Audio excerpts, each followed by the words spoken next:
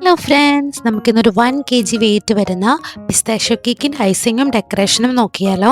ഇത് തന്നെ വലിച്ചു നീട്ടലില്ലാതെ ഞാൻ സെയിൽ ചെയ്യുന്ന കേക്ക് എങ്ങനെയാണ് ഞാൻ ഐസിങ് ചെയ്തെടുക്കാറുള്ളത് എന്ന് നോക്കാം. സ്പഞ്ചിൻ്റെ റെസിപ്പി ഞാനിവിടെ കൊടുക്കുന്നില്ല, കൂട്ടുകാർക്കൊക്കെ അത് അറിയാമായിരിക്കുമല്ലോ. ഇനി അറിയാത്ത കൂട്ടുകാരാണെന്നുണ്ടെങ്കിൽ എൻ്റെ മുമ്പത്തെ കേക്കിൻ്റെ വീഡിയോസൊക്കെ ഒന്ന് ചെക്ക് ചെയ്ത് നോക്കണേ. കേക്കൊക്കെ എപ്പോഴത്തെയും പോലെ നന്നായിട്ട് കിട്ടിയിട്ടുണ്ട്. ഞാനതിനെ 3 ലെയറായിട്ട് കട്ട് ചെയ്ത് മാറ്റിയിട്ടുണ്ട്.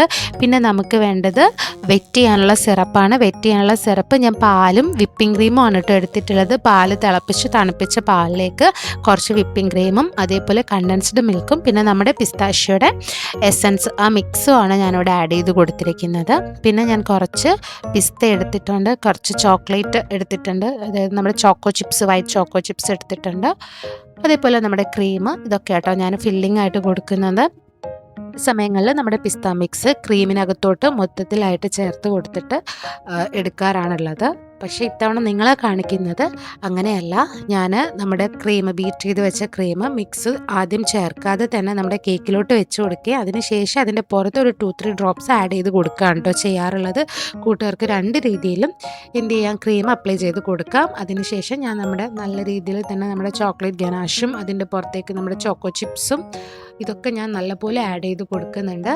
ഞാൻ നമ്മുടെ നടുക്കത്തെ ലെയറിൽ മാത്രമാണ് നമ്മുടെ നട്ട്സ് ഞാൻ അവിടെ ഇട്ട് കൊടുക്കുന്നത്. ഇനി നിങ്ങൾക്ക് പിസ്ത കിട്ടുന്നില്ല, പിസ്ത ഇല്ല, ഒരല്പം കോസ്റ്റ്ലിയാണ് പിസ്ത എനിക്കറിയാം, അതില്ല എന്നുണ്ടെങ്കിൽ കൂട്ടുകാർ അതിന് പകരം ബദാമോ അല്ലെങ്കിൽ നമ്മുടെ കാഷ്യൂനട്ടോ ആഡ് ചെയ്ത് കൊടുക്കുക. പിസ്ത കിട്ടിയാൽ ഏറ്റവും നല്ലത് പിസ്ത ആഡ് ചെയ്ത് കൊടുക്കുന്നത് തന്നെയാണ് കേട്ടോ. പിന്നീട് നമ്മുടെ സെയിം രീതിയിൽ തന്നെ നമ്മുടെ ഗനാഷ് അതേപോലെ തന്നെ ചോക്കോ ചിപ്സ് ഇതേ മെത്തേഡ് തന്നെ റിപ്പീറ്റ് ചെയ്ത് കൊടുക്കുന്നുണ്ട്.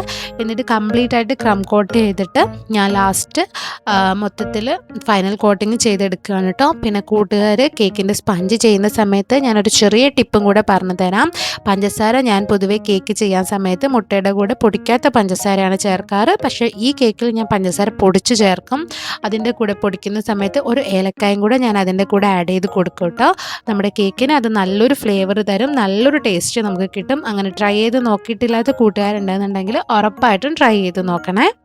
ആക്ച്വലി കേക്ക് ചെയ്ത് തുടങ്ങിയ സമയത്ത് കേക്കിന് എന്ത് ഡിസൈൻ കൊടുക്കണം എന്ന് ഒരു ഐഡിയ ഇല്ലായിരുന്നു. അതുകൊണ്ടാണ് ഞാൻ ക്രീം മൊത്തത്തിൽ നമ്മുടെ പിസ്തയുടെ മിക്സിൻ്റെ കളർ കൊടുക്കാതെ ഓരോ ലെയറിലും കൊടുത്തിട്ട് വന്നത്.